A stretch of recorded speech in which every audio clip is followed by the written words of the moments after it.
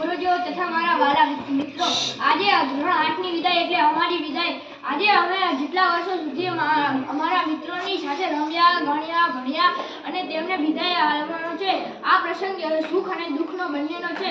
સુખનો એટલે કે અમે ધોરણ 8 માંથી ધોરણ 9 માં જઈ રહ્યા છીએ અને દુઃખનો એટલા માટે કે અમે આટલા વર્ષો જે મિત્રો સાથે ભણ્યા, ગણ્યા, રમ્યા, ઝઘડ્યા અને આટલા અવસરો પ્રસંગો મનાવ્યા અને આજે તે જ મિત્રોની સાથે અમે વિદાય લઈ રહ્યા છીએ ત્યારે અમને ખૂબ જ દુઃખ થાય છે.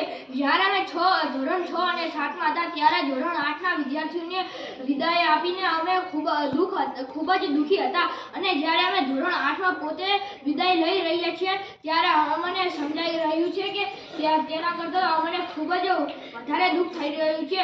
અમારા શિક્ષકો જેઓ અમને આવો લાડ અને વાલથી અમને ભણાવ્યા તેનો અમે ખૂબ ખૂબ આભારી છીએ. તેમનું શિક્ષણ અમને હંમેશા માટે યાદ રહેશે.